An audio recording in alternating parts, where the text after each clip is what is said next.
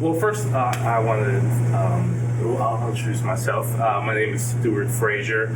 I am what am I? I guess founder and creative director of Black Empire Productions. It is a sort of Black-owned theater production company and troupe where our main goals and interests are to promote diversity and especially African American artists and actors and actresses throughout West Virginia and eventually the world. My latest project, hopefully some of you have seen it out there, was Fairview back in June, I believe. I was at the Albans Arts Center in St. Albans, West Virginia. So that was a really great event and fun event, and I think enjoyed all around. I do want to just thank you for allowing me to come in and speak and sort of have this discussion from West Virginia Shakespeare Festival. Thank you very much for just having me and reaching out to me and knowing where my Facebook page was. I really appreciate that.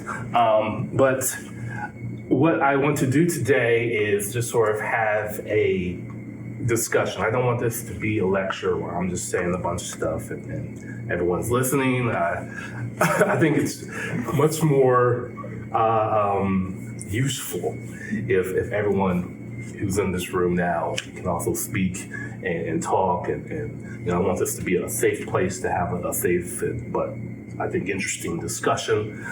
Everyone already kind of knows each other here, so I won't do any icebreakers or anything like that. But this, like I said, this is a discussion. It's important to have, I think, these conversations. The topic is sort of diversity in Shakespeare, what that looks like, and is it true? I guess even from my point of view, maybe other people's point of view, is it even true, or what that really means. Like I said, it's important to have these conversations and be safe and be honest with one another, just so we can learn and grow and continue to support and promote this thing called art that we all love.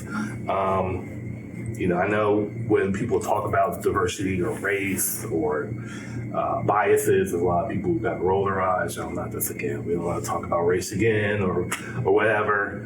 But like I said, I think it's very courageous to have these kind of conversations and to be open about it and to be honest about what people really, really think. And again, we're just striving for understanding and growth in this. So my first sort of topic of discussion. So it really helps if you all talk, because if no one else talks, it's going to be very short.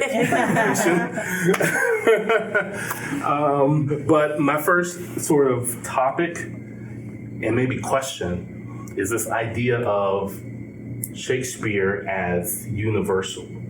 People kind of say Shakespeare is the reason that he in his plays and sonnets and everything lasts so long is because it's very universal topics. It applies to anybody and everybody, no matter what. And my question is, how can that truly be?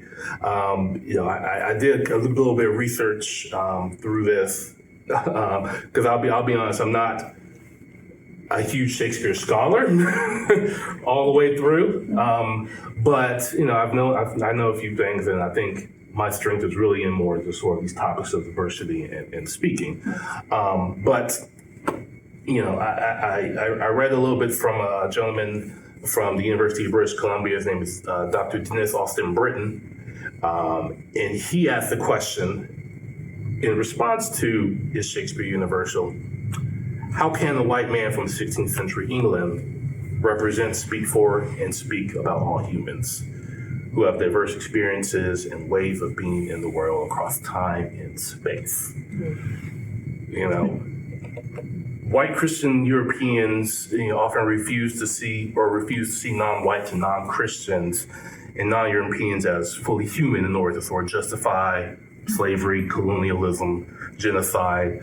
So, it can be hard to separate the claims about Shakespeare's universality without, from the issue of who has historically been considered a fully human. So that's one of the first things I guess I want to talk about and sort of discuss, and please chime in.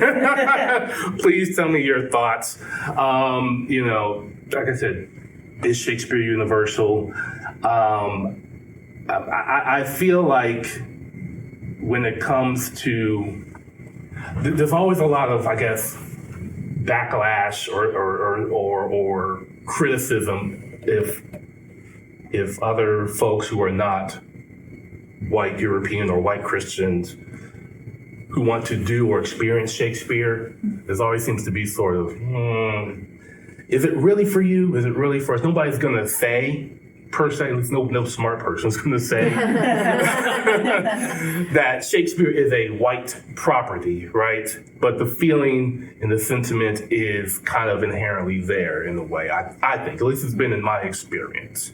If you kind of close your eyes and think about a Shakespearean show, who do you picture in the cast? Just, if these are so universal, who do we always sort of picture in these shows, in these casts? So I feel like it can be better, but as far as it being sort of a universal thing, I think it's more of a, we as a society do not treat it so as universal. We treat, there are folks in society that treat it as this is ours, and this is, what belongs to us, and everything, and all the other stuff is yours.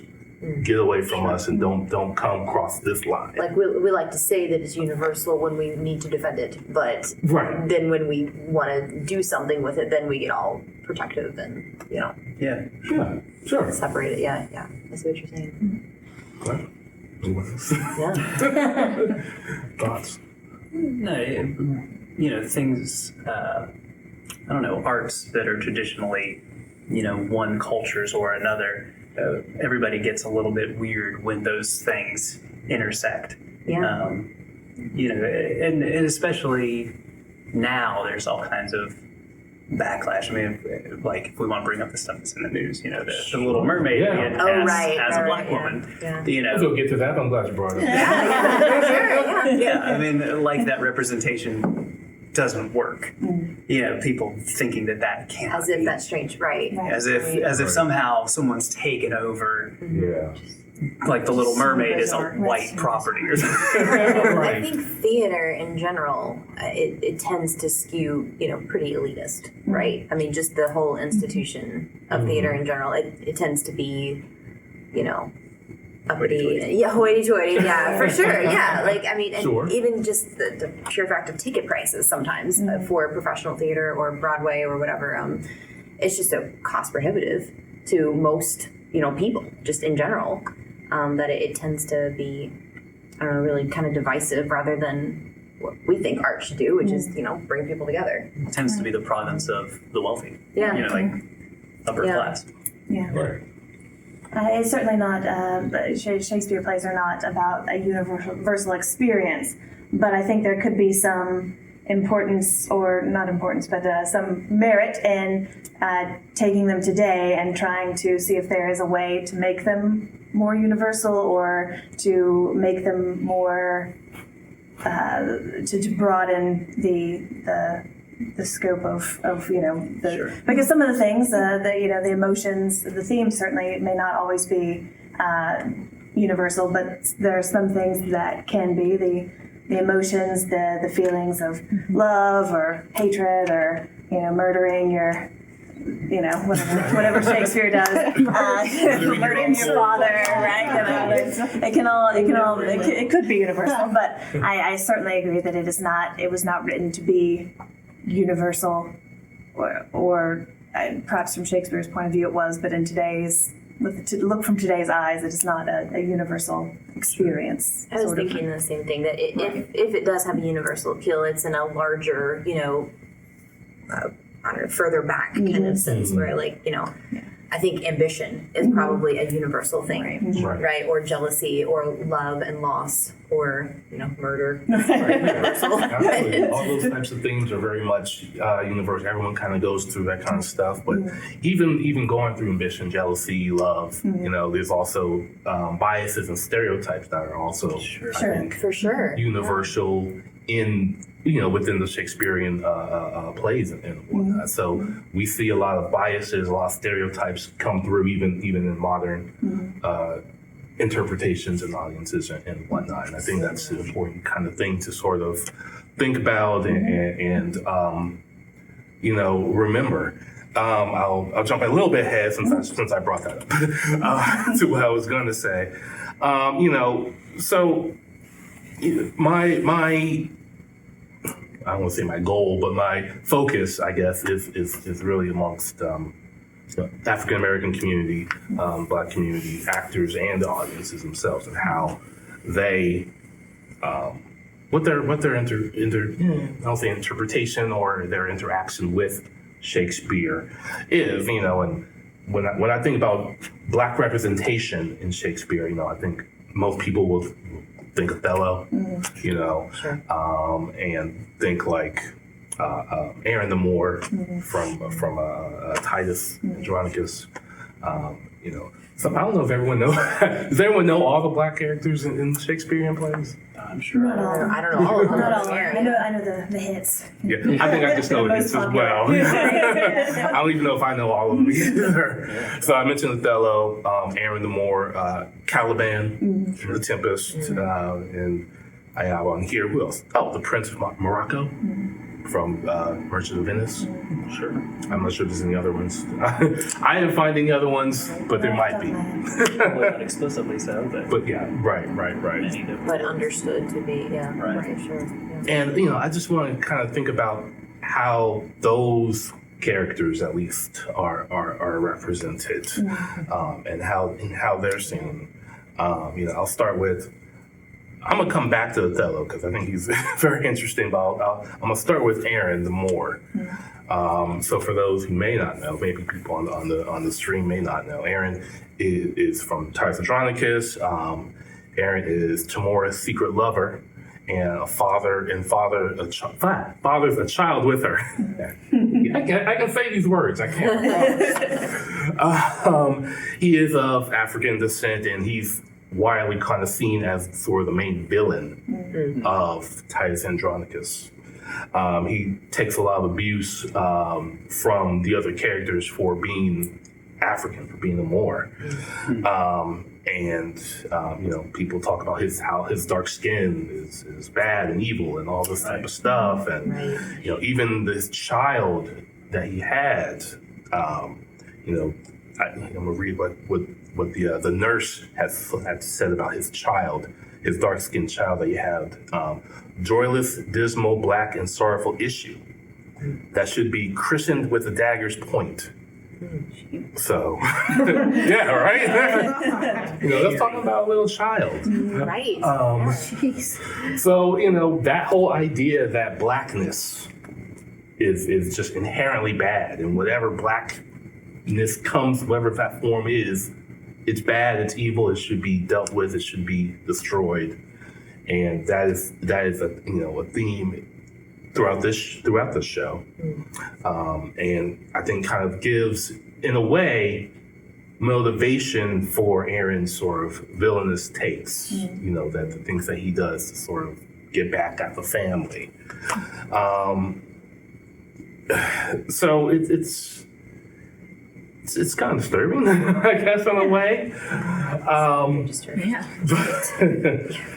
But I don't want to say it's understandable because it's still pretty bad. It's the kind of stuff he does. I think he calls or he tricks a rape into happening, and he even convinces Titus to cut off his hand at one point. And there's other things. It's been a while since I've read the play, so forgive me for my head. But just sort of this idea that you see him on stage, you see this individual, this character on stage, and you automatically know that's an evil person. That's the bad guy. Sure, that's the bad guy right there. You know, what does that mean? How does a Black actor or audience want to relate to that person? Or, you know, do we want to go spend our money to watch this person perform in front of us? You know, and then just sort of give this negative connotation to us, you know, from the so-called greatest writer. Yeah. You know what I mean? Yeah. So I don't know. That's my thoughts. I'm not sure if anyone else has any other further statements or thoughts or. No, I think that I mean it's absolutely true. And when you talk about inclusion of things like you talked about the Little Mermaid, and you know you see these videos online now of all these little black girls who are just like glued to the TV watching and being like, you know, she looks like me. Like that's important, but that goes also to what you're saying. When people see the one black character in a Shakespeare play being the villain, Right. then they say, is that me? Is that me? You know, There's probably some sort of problem with the amount of inherently black characters in Shakespeare, because I mean there are a lot of villains in Shakespeare, but the problem is that that there's not also there's an heir in the Moor, but there's not also a foil, a hero, Right, a version. right. yeah. Yeah. I think the Arab community also has the same problem. You know, when they're only shown as terrorists or something, and you know it's a very similar thing, and you know I think as a society, as we sort of slowly do things like the Little Mermaid to try to slowly make things better, and we look back at this stuff, that there's really no fixing, really, you know, because it's already done. It's already written. How do you solve it? You know, I've been in productions that had colorblind casting across the board, and that's great. And I think when people do that, it's, you know, that's fantastic. But when you look at the characters as written that are supposed to be a certain thing, then that calls into question, is this racist? Is this a thing that we should be doing? The same thing happens in Merchant of Venice, and we talked about that in several of the other workshops, that you know, you have a main character that's a Jew, and the problem with the play is that he's a Jew. Like, you know, like that's the whole thing. And at the end, and like every stereotype there is, his name is Shylock. Like, I mean, it is all there for you. And then and the resolution is they have to make it, like, he has to become a Christian. He loses and he has to become Christian. And like that's a Shakespearean comedy, ladies and gentlemen. The Merchant of Venice is a comedy. Like, so, you know, that's it does beg that question. I obviously don't have any answers, and you know, we're a bunch of white people in a room listening to you, because you know what, your opinion matters is one of the reasons that we wanted to have you here. And I know you've done Shakespeare before, and you know, we strive to have inclusion in Alchemy, certainly, and with the West Virginia Shakespeare Festival, and we don't know how to broach that subject. We don't know how to get more people involved of all colors and creeds and anything else. And you know, if there's a way through this that we can find a way to open doors and let people know that everybody's invited to the table, you know, that would make me happy. But you know, as we do these Shakespeare plays, and I know we'll get to Othello and talk about it, because you know, there's been talk forever about that play is just racist. And I don't agree with that necessarily, but I think that it certainly can be. You know, I mean, I think that's kind of what we're asking, right? Like, are some of these plays, I mean, is there any redeeming them? Right, like we can clearly see that that's extremely offensive, horribly racist, and we can't do that. We just can't. So, is there a redemption for them? I mean, we're currently tackling another of the problem plays, The Taming of the Shrew, and it's a misogynistic play, and we're attempting to, you know, portray it in a redeemed kind of way, but we still have to ask that question, like, I guess, did we do it? Like, did it work? I don't know, right? It's the ultimate question: is our job to do these plays and update them and make them, you know, how they should be and make them fit? Right. Or do we let them die and fade away? Right. Like, because do we say they're not redeemable? Let's just shove that on, you know, out of our collective memories, or do we try to fix them? Yeah. I wonder though about, I mean, and maybe you could speak to this about specifically Aaron the Moor as a character, and it's been a minute since I've read Titus as well, so I could be totally off base with this. But I was thinking about that in relation to what you were saying about the universal kind of appeals. If there's an appeal in Titus, or if there's a characteristic to be portrayed as the bad guy, evil, right? Like every story needs a bad guy, right? It doesn't need to be a racist bad guy, but it needs to be, right? Yeah. So is there a way to sort of portray that universal truth without, like in today's world, without equating it to a particular race, sure. Right? Yeah, I mean, I think there is. Do you know what I'm saying? Yeah, I think there is the sort of you know, I think you have to sort of humanize this character instead of making them into a caricature. A character, yeah. You know, the fact that this character is black isn't the character. That just happens to be black character. Right. That's not what makes him evil. Yes, that's not the thing that makes him evil. Is his intentions and his and the actions, like you were saying. Right. You know, that's what makes him quote unquote evil. Right. You know, in a way, and not I don't want to say it's too far in a way, but in a way, Aaron the Moor. I don't know if anybody's seen Black Panther movie, Marvel. Oh yeah. Aaron the Moor just reminds me of Killmonger to me. Yeah, that's in my sense. Yeah. You know, he even though he's the bad guy, he's kind of justified in some ways here and there, and you can see his motivation. You see how he got there. You see how he got there, exactly. You see how he got there. Not making him one-dimensional. Right.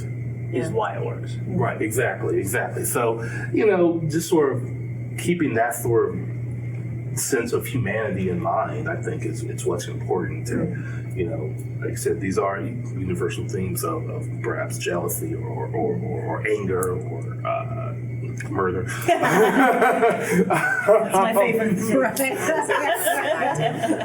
Get it. You know, everybody in every culture, in every country, every corner of the world has that, you know, and does that, and then just sort of, you know, not equating their race or ethnicity to those factors is really, I think, is what redeems, you know, these kind of shows and characters like that. You had said something about getting other people involved. Let me write that down because I'm gonna get to that in a minute. But before I do, I want to talk a little bit more about some of the other characters that I brought up. So the next one I wanted to sort of talk about is Caliban from The Tempest. And again, for those who may not know or haven't read it in a while, and I have not even read The Tempest, I had to research this myself. He is Prospero's dark and earthy slave, frequently referred to as a monster by other characters. Caliban is the son of a witch hag and the only real native of the island to appear in the play. So already off to a great start. Yikes. Etc. Caliban insists that Prospero stole the land from him.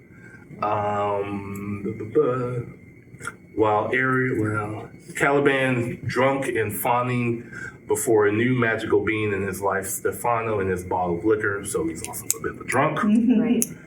All the stereotypes. Caliban begs to show Stefano the island, even asks to lick his shoe. Ferdinand plans to marry her, while Caliban has attempted to rape her. Right. So this whole for over-sexualization, dangerous, dark-skinned individual. Inhuman, really. Inhuman monster. Yeah, savage. Yeah. All these types of things. Again, just things that are in and within the characterization of this play. You know, and I think that's something that we have to think about. Well, is this something that we really want to be portraying? I mean, that people might say, well, it was just of the time. You know, it was just of the time back then. And I'm like, well, slavery was bad no matter what time it was. In my Right. Yes. But that's just, I don't know. Yeah, I don't know how that's better. Like, it wasn't right then. But, just sort of this idea of again, keeping up with these kind of stereotypes and sort of this idea of not necessarily evil, but he is monstrous and savage, like you said. I think that's really the word to use. It's again something that can be very frustrating, I think, for an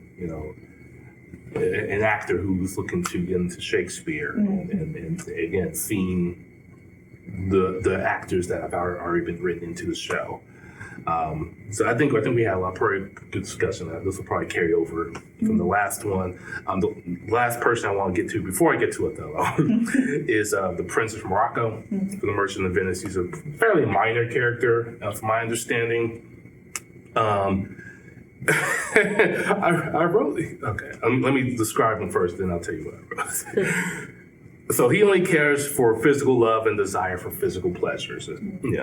He's obviously not embarrassed about his dark skin. He probably proclaims himself to be African, to be dark and have African heritage, but he's also pretty conceited about himself. So this, I wrote down, this kind of reminded me of like early Kanye West. In a way. That's good. Just really kind of arrogant but confident and arrogant in a way that was, some people saw as problematic, which I think is interesting that some people will see someone like Prince of Morocco or Kanye West. This is before MAGA, so I just want to make the before that. Right. But Kanye was somebody who would grab the mic off of people's stage or declare himself to be a god. Things like that. Very Shakespeare. When you get down to it. But I think it's interesting that he was kind of vilified even by doing those kind of things. But at the same time, I think it was interesting that you had like a black man who was willing to say, I am great at what I do, and that's not something that is necessarily always looked upon as a good thing, Right. Even though I think some people would think that, hey, I feel confident to say, hey, I'm great at doing this. I can do this. I have unbelievable skill. I'm using my skill to make other people happy. That sounds like all good things, but for some people in society, when they look at that, I think the same way with like Muhammad Ali. I'm the greatest, and I'm pretty. And all these things he said. We can look back. We can think now, today, Muhammad, what a great person Muhammad Ali was. But he was again vilified and seen as just sort of this terrible person. During those times when he was actually saying that stuff. Right. So I think it's just interesting how, in a white supremacist society, people can see a black man or a black person trying to be confident and care about themselves and sort of believe in themselves as a negative thing. And that's kind of in a way where the Prince of Morocco was coming from, I think. Again, it's been a while since I've read Merchant of Venice. I think you all just said that you just did the show or doing the show. We haven't done Or that done one. the- We haven't done that one, but yeah, I've read it. Okay. It's just been a big topic of discussion as problematic. And, Okay. Yeah. That's what I mean. Okay.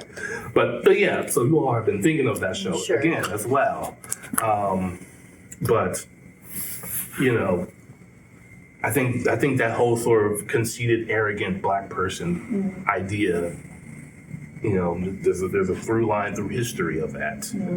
You can't get too big as a black person. You can't be too confident. You can't be too this, that, or whatever. You gotta keep yourself humble. Within a society.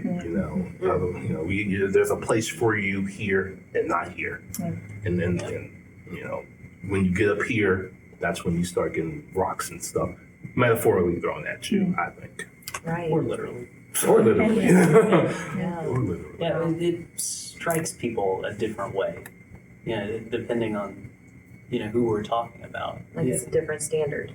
Yeah, it's definitely a different standard. It makes me think a little bit of, I feel like lately, especially, there's been kind of a surge of Black female artists. Lizzo comes, immediately to mind. Sure. People saying, I'm here, this is who I am and what I am, and I'm super happy about it. I'm unapologetic. Yeah.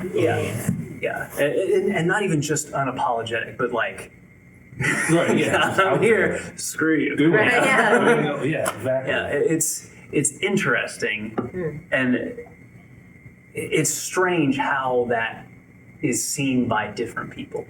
Why it would be received badly. Yeah, Or yeah, negatively at all, And right? some people see it negatively. Some people feel like it's empowering. Sure. I mean, it's all over the map. Right. But and there's been, I feel like maybe, and I don't know this, but as the white guy standing outside of all this, it feels like if you beat down a group of people that long, eventually they're gonna try to come in and say hey, like Enough is enough. it's not trying too hard when that's what you've lived. You know what I mean? Well, and historic, that's what it takes to even, get that acknowledgement. Right. Exactly. I mean, you've got to be that over the top. Thank you. That's exactly what I mean. Yeah. Yeah. And would it be considered over the top? No, Was it I mean, coming, you know what I mean? Like right, even it shouldn't be, but that's Right, what it's yeah. being viewed as. exactly, Yeah. exactly. Interesting. I've never thought about that character that way. That's interesting. Anyone else? That's good. All right. So let's get to Othello. I know we're all excited to jump into this. So Othello's interesting. I actually played Othello. Surprise. And, a few years back at Charleston Stage Company. And no, that doesn't matter. But anyways. And Othello is sort of like, I think people kind of look at him as like, oh well, that's the one good one right there. Look, this is the model. This is the great, valiant, honest, triumphant, Othello, the Moor. But the way I see him, and I think I see him differently now than before I actually portrayed him. He's sort of like. Yes, he is lauded, and people love him, and most people love him, and all this type of stuff. But he still deals with, I guess, microaggressions throughout the show, and different forms of racism. Even as being the top tier type of general, and beloved as he may be. So, it's kind of like, well, this might be a bit of a stretch, so I'm gonna say this right now. But it's kind of like how Barack Obama was viewed, almost like, sure, you're the president, but you still, Right. you know what I mean? It's true. Right. You still, don't get too, don't get too heady. Just Don't let this president thing go to your You're right. Yeah, exactly. Can't imagine that happening. Like that's the kind of thing You're right. I think about, and and sort of looking at his story. It reminds me of a lot of hip hop lyrics. From Jay-Z to NWA to Trick Daddy, Kanye West, even. Essentially saying, you can be rich, poor, light skinned, dark skinned, educated, uneducated. You still, I'm not gonna use the word, but you still this right here. You know what I mean? To a lot of people. Sure. Don't let your status fool you of this. You can get this card revoked anytime. So that's what kind of makes me think of. That's what I think of when I think of Othello, and how he had to navigate that world.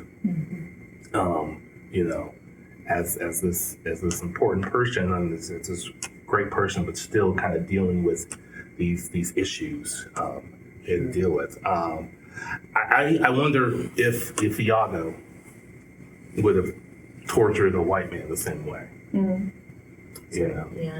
Even though his views are not necessarily, or his motivations isn't exactly all the way clear, all the way necessarily, but would Iago have done this to a white gentleman? Right. Exactly. I don't know. I don't know. I don't know if I have the answer to that. Right. But It is a hard one to answer. I mean, Shakespeare's full of all kinds of people doing right. Right. But yeah, I mean, in that context, you got to wonder. But that specific character, Yeah. I don't know. Yeah. So, thoughts, ideas? I don't know. I mean, I wish I'd spent a lot of time with Iago now. Right. More time looking at his motivation. Yeah. That is interesting,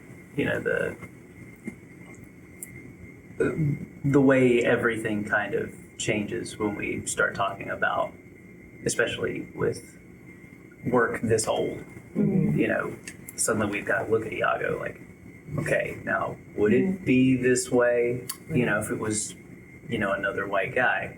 It's funny how all of that suddenly goes, okay, wait, Yeah. Right. yeah. I just think it's an interesting question. Yeah, and it's very valid to my mind. Yeah, You talked about the microaggressions that Othello experiences throughout the play, and obviously there's the main conflict and the main problem of the play, but I think the microaggressions are maybe even harder to see sometimes. Maybe, and I wondered if you thought that a production or portrayal of Othello is useful in sort of exemplifying microaggressions. Holding them up and saying, "See, this is the big thing is bad, but this thing's bad too." Right. Is something like that useful? and it's been around a long time. Because maybe specifically because it's been around a long time. Right. Right. These things are not new that we're dealing with. Absolutely. Don't gloss over the death by 1,000 cuts, basically, kind of thing. Yeah. That's exactly right. Yeah, Yeah, I think it would be useful. It'd be an interesting sort of thing to sort of put a little bit more focus on those sort If you of emphasize jabs and bits and, Yeah. and those little comments that. Want to go on the road with a Shakespeare in your I mean, I kind of do. Yeah, I kind of do. Yeah. There's I've seen two. Personally, I've seen one, and I know of another production of Othello that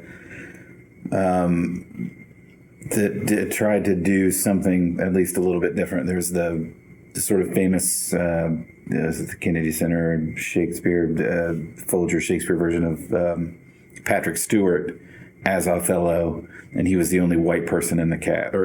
He was the only white person in the cast. Everybody else was black. Wow.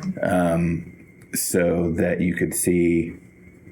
So that I think I didn't say, I've only seen the film of that production or whatever, but the idea being, when you see these people talk to a white person that way, then why are you not just as enraged when they talk to a black person that way? You see these people talking to Othello, and if Othello's white, you're like, oh, I can't believe that they would, they would say something like that. Right.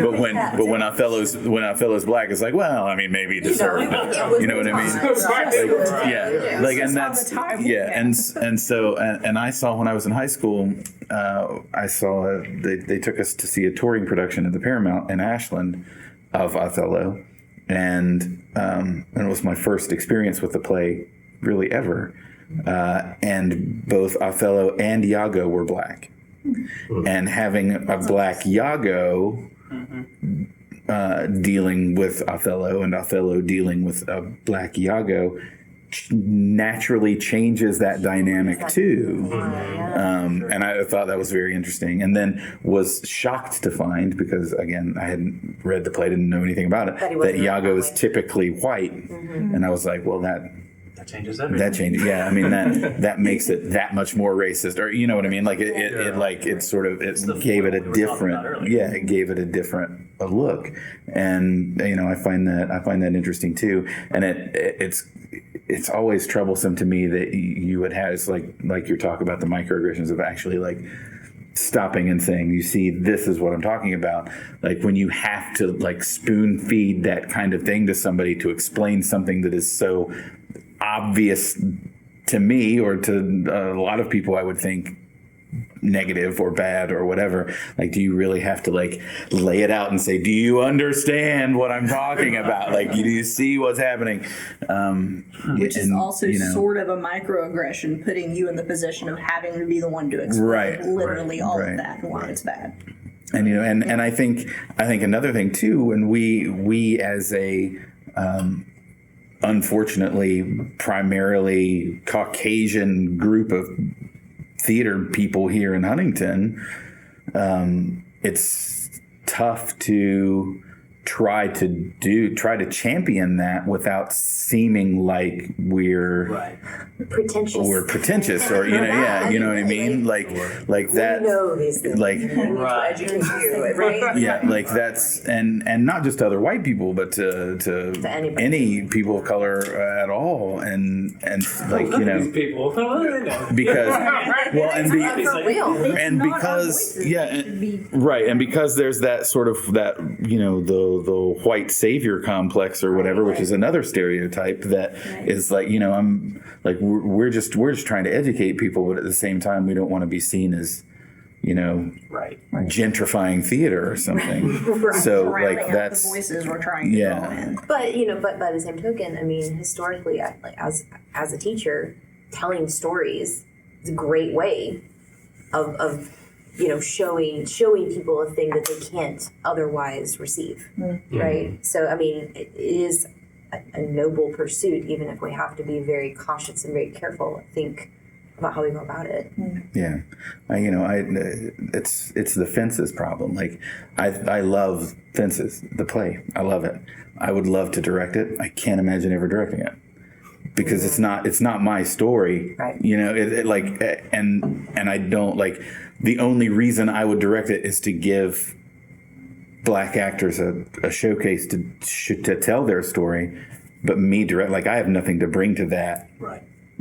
As far as like maybe simply only providing a platform. Right. Like literally, like that's it. Yeah. I love it. I love the play, but and there are a lot of plays like that. Fairview is a perfect example of that. Like it's a great play, but it's not something that I would feel comfortable directing. And not because I wouldn't want to. It's just because I feel like it's like even doing that would be taking away from somebody else's voice. Yeah. One way or the other. Someone better. Speak better. Yeah. I mean, I think there's ways to sort of still promote and sort of encourage that without being the director. I mean, I think what you said is just sort of making space, platform. I did my show at the Albin, and Adam Bryan is a great director. I love him to death. He wasn't a director. He wasn't a director Fairview, obviously, but he's somebody who provides a space for artists to come together, provides a safety for artists to come together and express themselves and be able to do a show like this. Or the show I did before at the Albin, again, the Color Museum, which was entirely Black play. So that's. I think that's just one example, and there's probably many others that we can go sort of, think about and think what, as the old proverb says, get in where you fit in. Yeah, for sure. And I think that's really kind of the way we have to think about those kinds of things. Yeah, I think where Mike was coming from is if, like in our organization, we have very few people that feel comfortable directing, and very few people coming in from outside to direct. And so, if we were going to provide the space for that, we'd almost have to start with, okay, and one of us is going to have to direct this because we don't have anybody. Right. I think that's where Mike's coming in is, I'd love to provide this, but I can't do that. And I think, and we also, obviously we do classics in our season 2 and with the Shakespeare Festival and everything. And I think that I would love to, and I think part of what you're getting at is how do you get people of color interested in Shakespeare to audition for it, whether it's for those specific roles that you're talking about, or even to say that they could play any role, which we certainly try to do, and we gender swap roles. Anybody can play anything when we do stuff, and but I don't know how to get the word out for that. I don't know that there'd be interest in that. I don't know how to get more people of color interested in what we're doing and not be intimidated by it. If that's what they are, or or feel out of their or feel out of their element. How to make everybody as comfortable as they can be, and comfortable enough to be like, what, I would give Shakespeare a shot. If I knew the people and liked the people and wanted to, Yeah, I think there's plenty of, I could say there's plenty in bigger cities. There's plenty of opportunities Right. Yeah. for people of color, actors of color, to play Shakespeare. For sure, yeah. Yeah, absolutely. Even this year, I was looking at some of the shows that were kind of going on in like New York. Danae Guerrero, some of you know from Walking Dead or Black Panther. She played Michonne from Walking Dead. She played Richard III. In New York. I didn't hear about that. I did. She's amazing. Yeah, she is amazing. She's incredible. I think there was a all black production of Twelfth Night at the Classical Theater of Harlem. I'm reading off of this thing, so don't. That's good. The Tempest, King Lear, and we've all kind of seen over even in movies. I think James Earl Jones played King Lear years back. Last year, Denzel Washington played Macbeth. Sorry, Denzel. I don't believe in that. Me neither. I'm with you. I think there's definitely a tradition of sort of African American actors for portraying these characters who have kind of traditionally been white in Shakespeare, and how do we get more of that happening here? I think it's difficult because I think in West Virginia, I just think in general theater is not as valued. Sure.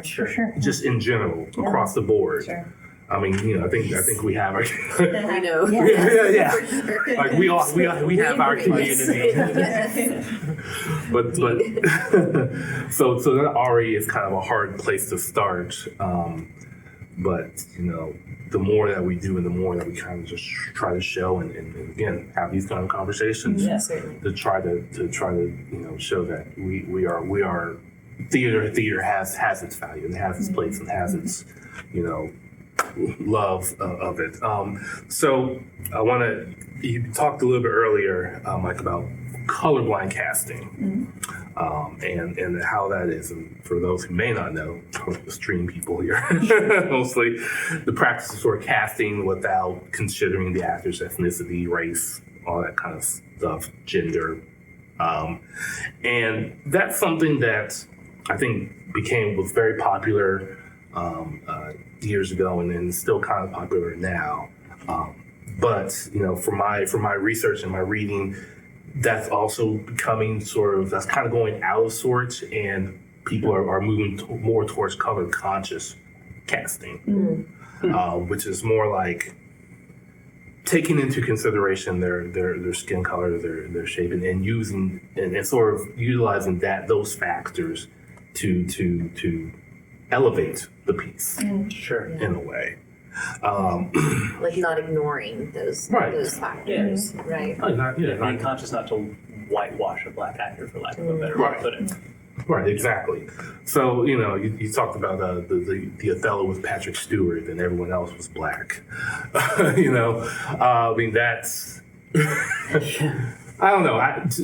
I don't know how I feel about that, to be honest. Yeah. I'll be honest. I mean, I don't know how I feel about that because it seems like, it seems in one sense that, now that a white person is getting mistreated, now we see, now a white audience can see how that would look. Right. And I get that. I understand how that could be helpful, but at the same time, I think that that doesn't really ring true in reality as far as like everybody knows this isn't a real thing yes, that's going to happen. Exactly. Right. Like the That's structure true. and the Yeah. power structure of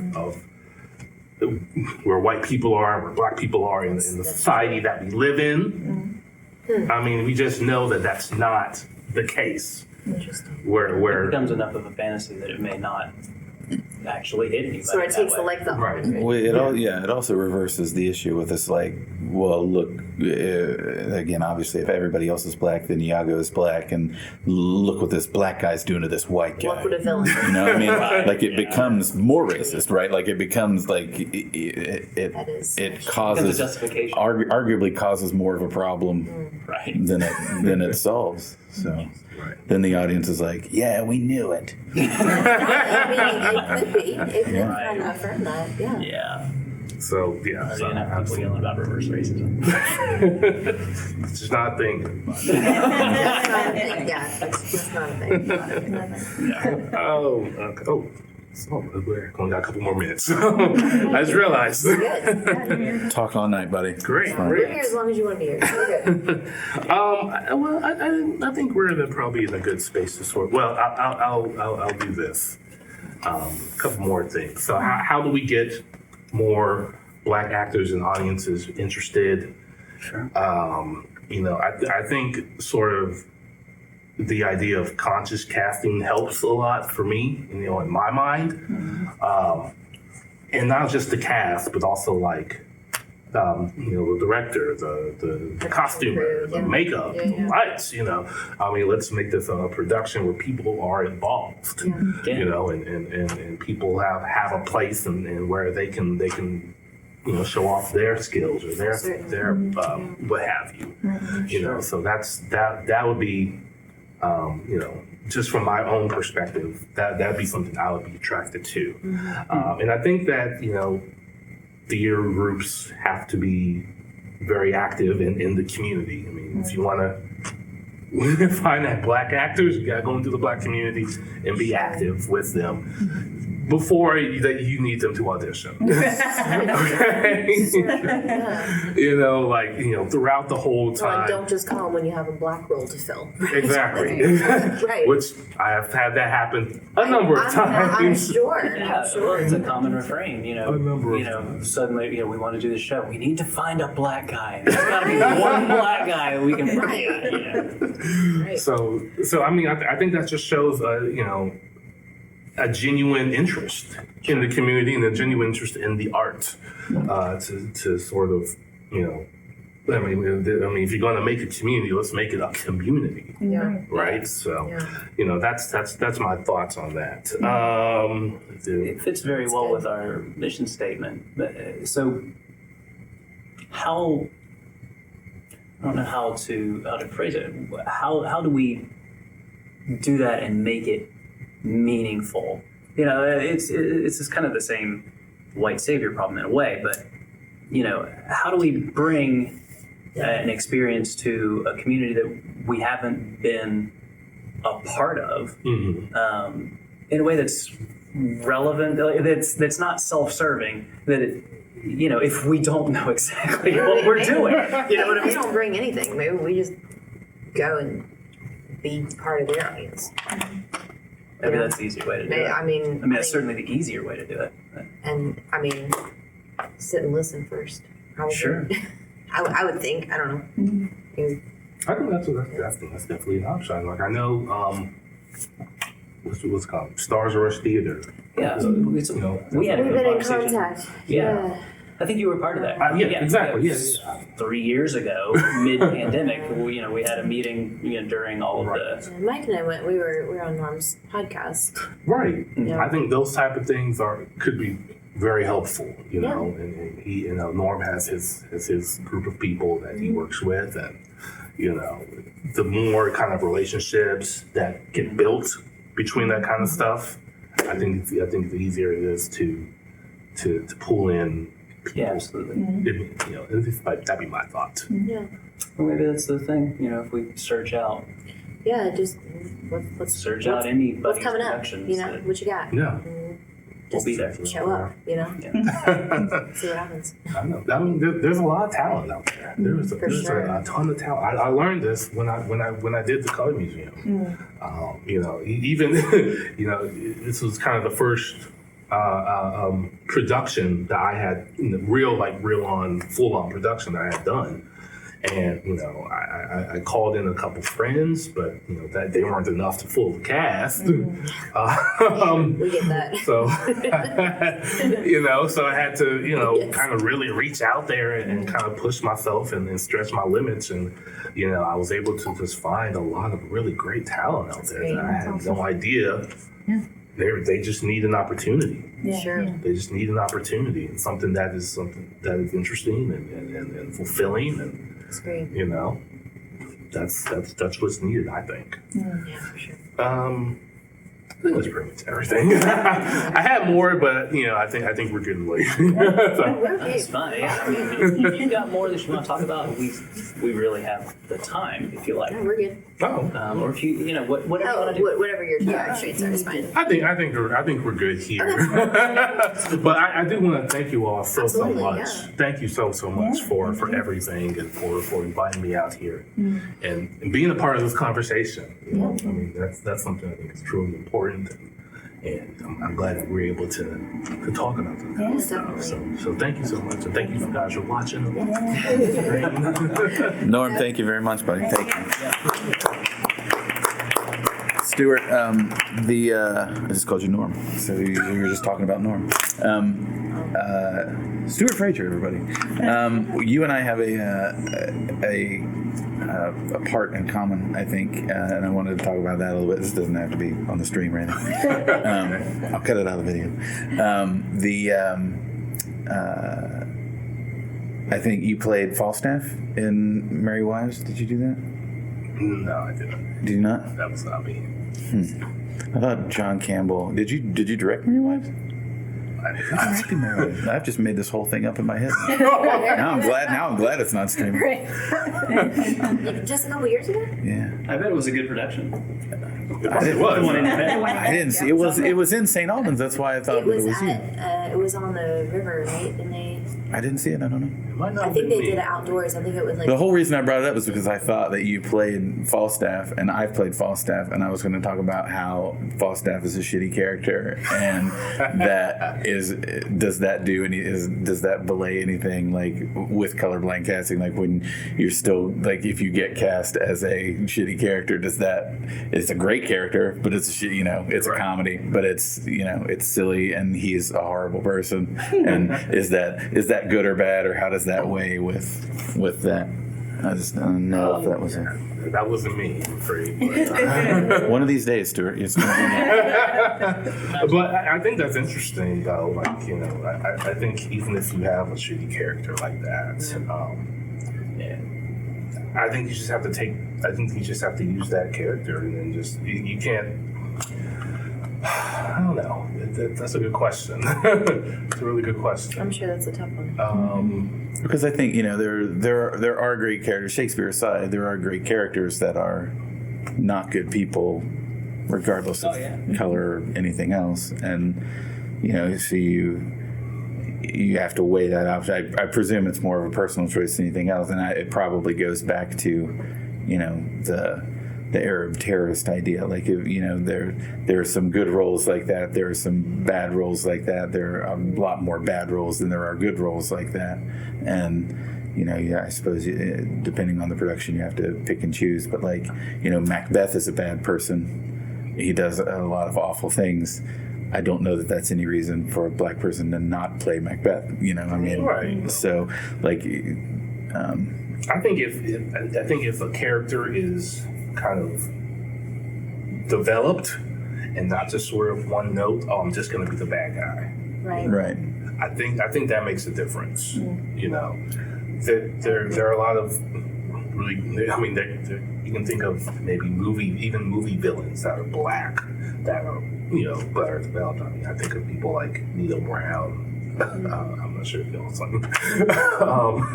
like Menace to Society or New Jack City, stuff like that. yeah, But I mean, Nino Brown is a villain in that, very much so, and he's played by Wesley Snipes. But he has development and girth and grit to him that is very interesting. And again, kind of like we were saying earlier, you can kind of see where he's coming from. He was born in this kind of environment. He grew up in this kind of a way. So you kind of see how there wasn't a lot of choices. And if you don't have a lot of choices, you tend to maybe do some not so great things. Really, that's a better written character no matter what, right? Regardless.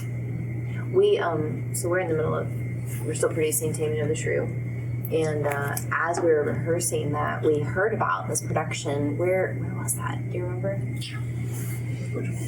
Well, that got canceled. Yes. So in the production, they tried to make a. I don't know. Are you familiar at all with the Taming of the Shrew? Okay. So Kate was portrayed by a black man, and Petruchio was portrayed by a white woman. So it got bad, and it got bad enough that they ended up canceling the production. So they tried a thing, right? And they tried to make a statement. They tried to do something with it, and it didn't work. I mean, even like among the cast, it got the word was like it got heated, or it got whatever. And I mean, I thought, first of all, that's a terrible idea. Not the greatest idea. Yeah, but I thought, man, like that's. But also, like, as we've been talking about playing around with things or changing things up or whatever in order to make a statement, I wonder if it's way easier to do that kind of stuff with tragedies than with comedies. Like, because it's supposed to be funny. It's supposed to be inherently happy or, whatever. And you can't do that, right? Like, I don't know. I don't know. It was such a weird production to even read about. yeah. I mean, once you have a white lady starving and beating a black literally guy, starving and beating, right? Yeah. and then it becomes. That's gonna hit some nerves. And that last monologue, I mean, Oh gosh. that's what I'm saying, right? How do you Oh not? man. Yeah. This is your lord, your Yeah. master, your, that whole last monologue that Kim has. I had Like, not thought about that. obviously there was some sort of statement, hoping to happen with that. yeah. But was it a positive statement? Like, No, that's what I mean. Like, I what feel like was they were that trying to whole make it organization just full of hoods? Like, I really don't. I don't know. Oh, you think it was that kind of statement? Yeah, I think Oh, that I see. I'm starting to I see. feel like their statement was the opposite of what we're talking about here. I see. Like they weren't really trying to do the same thing. Yeah. I see. Half a brain. Look at that. Work is dangerous, and sometimes you make mistakes. Right. Yeah, right. Like that's obvious. Sometimes you take big swings, and then, It never made I don't think they opened. They didn't. No, they didn't open. No, and again, the problems were even identified just among the cast who somehow agreed to this project in the beginning. They Right. get cast. You're like, oh, you're gonna play just- this, and you get there, and you're like, oh no. Just Take no. 5 minutes and say what you're about to do out loud to another person. Yeah. People in the room on this. That's a good idea. Just see how that sounds coming through. Jeez. I do have a question I thought of earlier. So we have Caliban and what's his name in Titus? Oh, Titus. Aaron. Oh, Aaron, yeah, Aaron the Moor. We have these characters that are black and described savagely and and all that, and then suddenly we have Othello. What happened? Like, did Shakespeare have That's true. That's a Shakespeare good has a black question. friend now? No, really. And like time How did that happen? But really, like The Tempest was one of his last works. He got in a fight with a black friend? Like really, I mean that's a good question timeline wise. Like Yeah, where was that I don't know. influence? That's a good question. Yeah. I don't know if anybody would like here I would don't know the know. answer, but what's going on in Shakespeare's life? Because like his treatment of women, we can see like that's how everybody treated women. You know, like that was just the thing. And in general, you know, that was how everyone treated Black characters, right? But you're right; it's a huge Strange discrepancy. 180. It is, Right. and then back around again. Yeah. Right. You know, yeah, that's weird. That one wasn't written by Shakespeare. It was written by somebody Those Marlowe. That's true. That's true. Well, and the things of colonialism and that one, too. This is not what we were looking for. It's strange. That fly. There's a buzz. I know, right? Yeah. I know. Me or something. Yeah. It comes with the church. It's, Yeah. This is our friend. Steve, the church choir. Stuart, again, thank you so much Yeah, for doing thank this. you. We This is truly great. appreciate it. Yeah. Thank you. So much. This is the start of a conversation and not the end. Yeah, For sure. definitely. And you're in Charleston.